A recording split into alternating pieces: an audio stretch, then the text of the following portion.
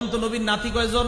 নবীজির নাতি কয়জন? পাঁচজন। আপনারা তো দুইজন নিয়ে খালি খালি লাফান, বাকি পাঁচজনকে ভালোবাসবে কে? নবীজির মেয়ে কয়জন? চারজন।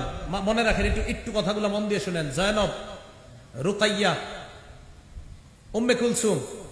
জয়নব, রুকাইয়া, উম্মে কুলসুম, ফাতেমা। এবার দেখেন, এই উম্মে কুলসুমের কোনো সন্তান নাই। কেউ বলে আছে, কেউ বলে নাই, বেশিরভাগ বলছে নাই। এই উম্মে কুলসুমের সন্তান নাই। বাকি রইল কয় মেয়ে নবীর? জয়নবের দুই সন্তান। একজনের নাম, এই জয়নবের দুই সন্তান, একজনের নাম আলী আর একজনের নাম উমামা। ছেলে একজন নাম আলী, মেয়ে একজন নাম উমামা। জয়নবের দুই সন্তান, একজনের নাম আলী আর একজনের নাম উমামা। আলী নামে ছেলেটা ছোটবেলায় মারা গেছে। উমামা নামে যে মেয়েটা ছিল, এই মেয়েটার নবী খুব ভালোবাসতেন, খুব মহব্বত করতেন, তার সাথে খেলতেন। নামাজে গেলে নবীজির কাঁধে উঠতো এই মেয়েটা, নাতনিটা। আর দেখেন কত মহব্বতের একজন নাতনি, যার নাম আপনারা জানেন না, অথচ আপনারা লাফান খালি দুইজন নিয়ে। তাহলে নবীজির দুইজন নাতি, একজন নাতি আর একজন নাতনি পাইলাম। জয়নবের ঘরে দুইজন পেয়ে গেলাম, এক ছেলে এক মেয়ে। এবার আসেন রুকাইয়া। এই রুকাইয়ার ঘরে একজন ছেলে, নাম আব্দুল্লাহ। বলেন কি নাম? তাহলে মোট কজন হলো? তিনজন। ফাতেমা রাদিয়াল্লাহু তাআলা আনহার সন্তান আপনারা সারা জীবন জানেন দুইজন, জন্মের পর থেকে দুইজন। মনে হয় মায়ের পেটেও শুনেছেন যে হাসান আর হুসাইন। হযরত ফাতেমা রাদিয়াল্লাহু তাআলা আনহার সন্তান পাঁচজন। বলেন কয়জন? পাঁচজন। গণেন। হাসান, বলেন। হুসাইন, মুহসিন, জয়নব, উম্মে কুলসুম। ওই দুই বোনের নামে নাম রাখছে, নিজেদের দুই মেয়ের নাম। হযরত ফাতেমা তার দুই বোনের নামে নিজের মেয়ের নাম রাখছে। তাহলে হযরত ফাতেমার পাঁচজন সন্তান, হাসান, হুসাইন, মুহসিন, জয়নব, উম্মে কুলসুম। জয়নবের দুই সন্তান, ওই নবীজির মেয়ে জয়নব, একজন ছেলে একজন মেয়ে, সাতজন। রুকাইয়ার এক সন্তান, এই হলো মোট আটজন। পাঁচজন নাতি, তিনজন নাতনি। আমরা নবীর নাতি নাতনি সবাইকে মহব্বত করি, শুধু দুইজনকে না।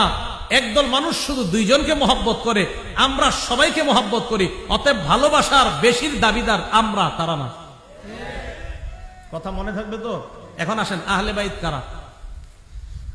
আহলে বাইত মানে একদল মানুষকে এই পাঁচজন। আহলে বাইত দ্বারা এক নাম্বার উদ্দেশ্য বিবি। বলেন, এক নাম্বার উদ্দেশ্য কি? তার মানে আহলে বাইত দ্বারা নবীর বিবিরা এক নাম্বার উদ্দেশ্য হবে। হুজুর আপনি কই লইব বিবি উদ্দেশ্য? দলিল দেন। দলিল মানে কোরআনের দলিল। কোন জায়গার দলিল? কোরআনের। সূরা হুদ আয়াত নাম্বার 69 নাম্বার আয়াত থেকে 73 নাম্বার আয়াত। সূরা হুদ আয়াত নাম্বার 69 নাম্বার আয়াত থেকে 73 নাম্বার আয়াত। আল্লাহ কি বলে দেখেন, ওয়ালাকাদ জাআত রুসুলুনা ইব্রাহিমা বিল বুশরা ক্বালু সালামা। ইব্রাহিম নবীর কাছে আমার ফেরেশতারা আসলেন সুসংবাদ নিয়ে, এসে বললেন সালামা, সালাম। ক্বালা সালাম, ইব্রাহিম নবী জবাব দিলেন সালাম। এবার ইব্রাহিম নবী ফামা লাবিসা আন জাআ বিইজলিন হানিজ, দেরি না করে একটা বাছুর জবাই করে, ওই বাছুর, একটা বাছুর ভুনা করে, তাড়াতাড়ি ভুনা বাছুর তাদের সামনে নিয়ে আসছে মেহমান। ইব্রাহিম নবী ভাবলেন আমার বাসায় মেহমান আসছে, মেহমানদেরকে খাবার দেই। ভুনা বাছুর নিয়ে আসার পর সামনে দিলেন। ফালাম্মা রাআ আইদিয়াহুম লা তাসিলু ইলাইহি নাকিরাহুম, মেহমানদের দিকে তাকায় দেখে মেহমানদের হাত খাবারের দিকে যায় না। ফেরেশতারা কি খায়নি? তো ইব্রাহিম নবী তো জানেন এরা যে ফেরেশতা। ইব্রাহিম নবী যেমন দেখলেন তাদের হাত খাবারের দিকে প্রসারিত হয় না, নাকিরাহুম, ব্যাপারটা ওনার কাছে অস্বাভাবিক মনে হয়। উনি সন্দিহান হয়ে পড়েন। ওয়া আওজাসা মিনহুম খিফা, মনে মনে উনি ভয় পায়। ফেরেশতারা ব্যাপারটা বুঝতে পারলেন, ইব্রাহিম নবীর দিকে তাকিয়ে বললেন ক্বালু লা তাখাফ, ভয় পাবেন না, ভয়ের কোনো কারণ নাই। ইন্না উরসিলনা ইলা কওমি লূত, আমরা মানুষ না, আমরা লূত নবীর জাতির কাছে প্রেরিত একদল ফেরেশতা, আল্লাহ আমাদেরকে পাঠাইছেন। পাশে দাঁড়িয়ে আছে ইব্রাহিম নবীর বিবি সারা, ওয়া ইমরাতুহু কাইমাতুন ফাদাহিকাত, সারা পাশ থেকে দাঁড়ায় হাসি দেয়, উনি হাসতেছে। সারার হাসি দেওয়া দেখা আল্লাহ বললেন ফাবাশশারনাহা বিইসহাক, আমি ওই বয়োবৃদ্ধা সারাকে তার একজন সন্তান হবে ইসহাক নামে, এই সন্তানের সুসংবাদ দিয়ে দিলাম। এই হাইছো না, তোমার সন্তান হবে। শুধু সন্তান না, ওয়া মিন ওয়ারাই ইসহাক ইয়াকুব, এই ইসহাক যে সন্তানটা হবে, এই সন্তানের আবার সন্তান হবে, তার নাম হবে ইয়াকুব, আর ইয়াকুবের বিশাল বংশধর হবে। সুবহানাল্লাহ। এখন সারা এই কথা শুনে কয় আলিদু, আমি সন্তান প্রসব করব, ও আনা আজুজ, আমি বয়োবৃদ্ধা, ও হাদা বালি শাইখা, আর আমার স্বামীও বৃদ্ধ, আমি কিভাবে সন্তান প্রসব করব? ইন্না হাযা লা শাইউন আজীব, এটা তো আশ্চর্য বিষয়। ফেরেশতারা বললেন আতাজাবিনা মিন আমরিল্লাহ, এই তুমি আল্লাহর বিষয়ে আশ্চর্য হও, আল্লাহর বিষয়ে আবার আশ্চর্য হও নাকি? এরপরে কি কয় দেখেন, রহমাতুল্লাহ ওয়া বারাকাতুহু আলাইকুম আহলাল বাইত। সুবহানাল্লাহ, কি বলছে? আহলাল, হ্যাঁ বলেন কি বলছে? রহমাতুল্লাহি। ফেরেশতারা কার সাথে কথা বলতেছে? বলেন ইব্রাহিম নবীর বিবি। কার সাথে? ফেরেশতারা কার সাথে কথা বলতেছে? ইব্রাহিম নবীর বিবিকে বললেন রহমাতুল্লাহি ওয়া বারাকাতুহু আলাইকুম আহলাল বাইত।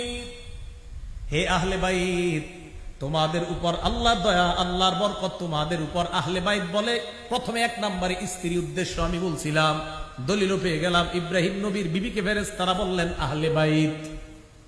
তাহলে আহলে বাইত দ্বারা এক নম্বর বিবি উদ্দেশ্য। আচ্ছা, বাতায়াবিতু, বাইতুন শব্দটা আসছে বাতায়াবিতু থেকে। ওলামারা আছেন, বাতায়াবিতু মানে রাত্রি যাপন করা। একজন পুরুষ সাধারণত কার সাথে রাত্রি যাপন করে? এই তো বাতায়াবিতু থেকে বাইত। আহলে বাইত মানে ঘরওয়ালি, ঘরওয়ালি মানে বিবি। এগুলো এক নাম্বার দলিল। দলিল নাম্বার 2, সূরা আহজাব আয়াত নাম্বার 32-33 নাম্বার আয়াত।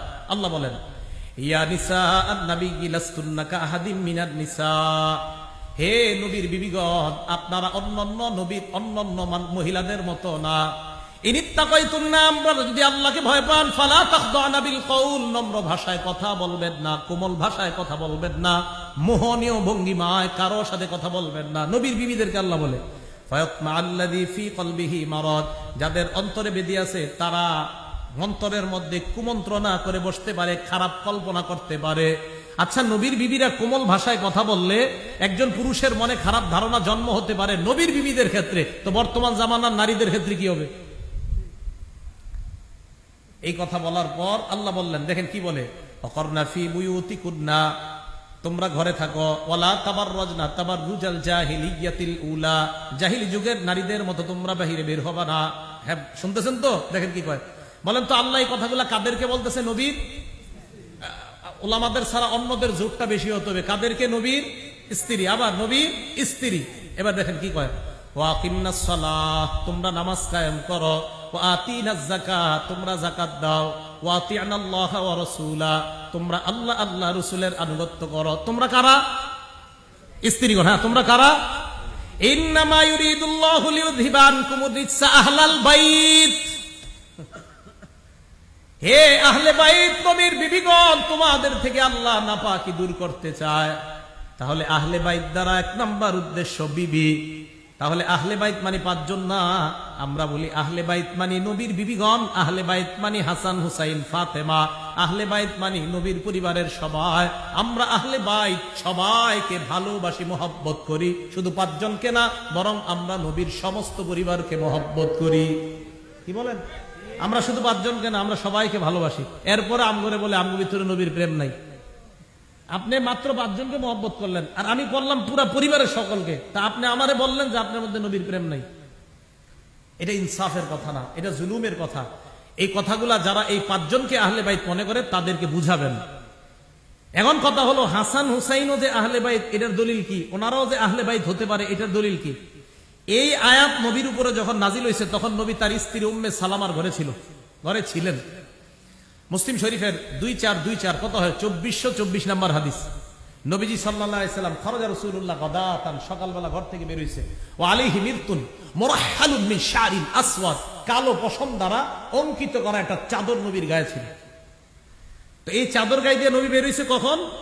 যে অবস্থায় নবী ঘরে ছিলেন, ওই অবস্থায় নবীর উপরে আয়াত নাজিল হয়েছে যে আপনার বিবিদের থেকে আল্লাহ, মানে আহলে বাইতদের থেকে আল্লাহ অপবিত্রতা দূর করতে চায়।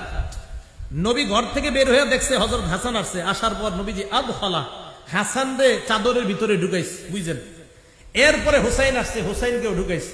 সুম্মা জাআ আলী ফাআদখালা, হযরত আলী আসছে, আলীকেও ঢুকাইছে। সুম্মা জাআত ফাতেমা, ফাতেমা আসছে রাদিয়াল্লাহু তাআলা আনহুম। এই ফাতেমা আসার পর আদখালাহা, তাকেও চাদরের ভিতরে ঢুকায়া কয়, এই শোনো, আহলে বাইত শুধু বিবিরা না, আমার এই সন্তানরাও আহলে বাইত। তাহলে দেখছেন, এই চাদরের ভিতরে কেন্দ্র করে কয় এই পাক পাঞ্জাতন মাগো, বাকিগুলা আল্লাহ যে উদ্দেশ্যে আয়াত নাজিল করছে এটাই তো বললেন না। আয়াত নাজিল করছে আহলে বাইত কেন্দ্র করে, প্রথম উদ্দেশ্য বিবিগণ। এরপরে নবী হাদিসের ব্যাখ্যায় বুঝাই দিয়েছে শুধু বিবিগণ না, আমার সন্তানগণ, আমার পরিবারের আরো যারা, তারাও আহলে বাইত। বলেন, আমরা আহলে বাইত শুধু 5 জনকে মহব্বত করি না, সব আহলে বাইতকে মহব্বত করি। হ্যাঁ, সব আহলে বাইতকে মহব্বত করি। আল্লাহ পাক রব্বুল আলামিন আমাদের সকলকে মুহররম মাসকে কেন্দ্র করে যেই সমস্ত কথাগুলো হয়, কারবালার ঘটনা আপনারা অনেক শুনেছেন হয়তো, তো এই জন্য যেই বিষয়গুলো সাধারণত আনা হয় এই বিষয়গুলো যেন আর না আনা হয়। শুধুমাত্র 5 জনকে মহব্বতের কথা যেন বলা না হয়, নবীর পুরো পরিবারকে যেন মহব্বতের কথা বলা হয়। হযরত হুসাইনকে কেন্দ্র করে অবশ্যই ইয়াজিদের ব্যাপারে, ইয়াজিদ যা যা করেছে, অন্যায় করেছে, অবশ্যই এগুলো বলা দরকার, কিন্তু এটাকে কেন্দ্র করে যেন ইমাম মুয়াবিয়াকে সমালোচনা করা না হয়, সাহাবাদেরকে সমালোচনা করা না হয়। আল্লাহ পাক রব্বুল আলামিন সাহাবা সমালোচনা থেকে আমাদেরকে বেঁচে থেকে আমরা যেন আমাদের ঈমানকে খাঁটি করে দুনিয়া থেকে আমরা বিদায় নিতে পারি। আল্লাহ তৌফিক দান করেন।